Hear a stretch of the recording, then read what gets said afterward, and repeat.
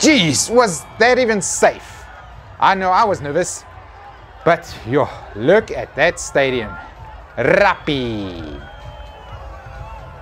Week 1 of the Rugby Championship done and dusted, folks. 2 teams shook off the dust and 2 teams got dusted. Let's have a look at those games. Springboks, Wallabies, Loftus. The Wallabies started their second Eddie era with the difficult task of breaking their duck in Pretoria. Suffice to say, they didn't even need to pad up. The Aussies said that they would come to SA with the objective of playing a power game. They wanted to use monster forwards to carry hard and use pressure kicks to force mistakes from the box. Let's see. On the carrying front, I would guess guys like Skelton and Karevi and Valentini were supposed to make the meters. They combined for 42 meters. Marco van Staden carried for 43 meters. Needs improvement. And the kicking to create pressure.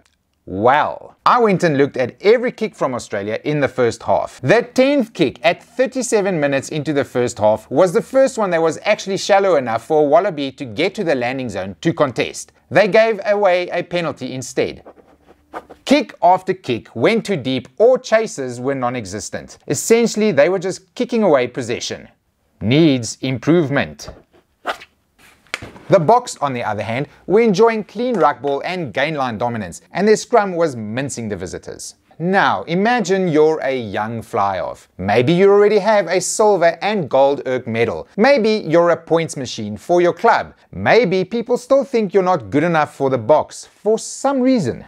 A forward pack turning the other team into lemon marmalade all night would be just what the doctor ordered for your starting debut. With the platform, the Bok forwards laid, Lebok and Esterhuizen and Kurtley Arendse ran like the wind and racked up the meters. And also special mention for new Loftus darling Willie Leroux for his great play at the back. In the end, the hipster version of the Boks played the Wallabies off the park for a massive 43-12 victory. After the win, some of the victorious boys in green jumped on the plane to Auckland to join the avant-garde already in New Zealand to prepare for the old foe. Eddie and his new team will be licking their wounds on the way back to Australia to face Los Pumas, All Blacks, Estadio Malvina Argentinas. I confess I did not catch much of the Pumas hosting the All Blacks. I had a podcast post Loftus. Go listen to it.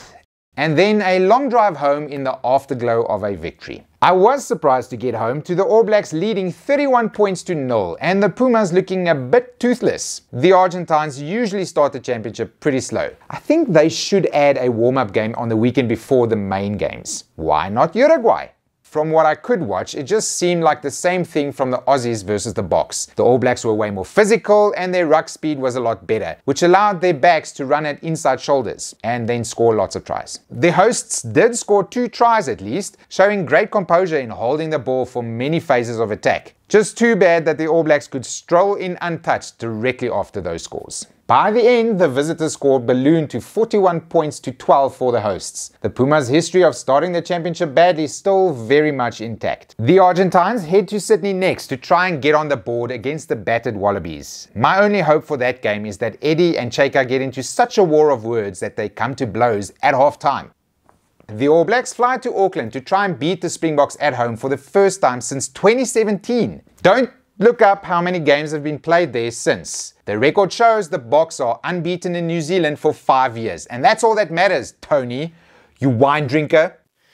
Twat. Enough friendly banter though. I have a special treat today. Let me just get into the correct context.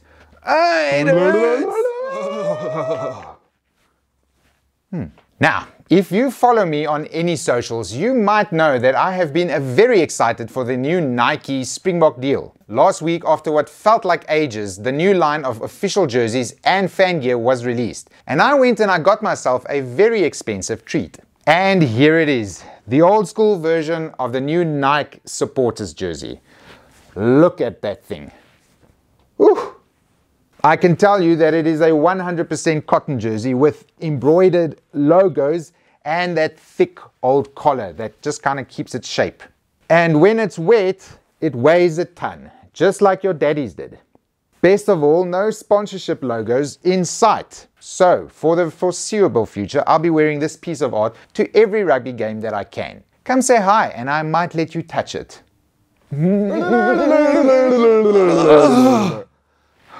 Where was I? Let's just read the news.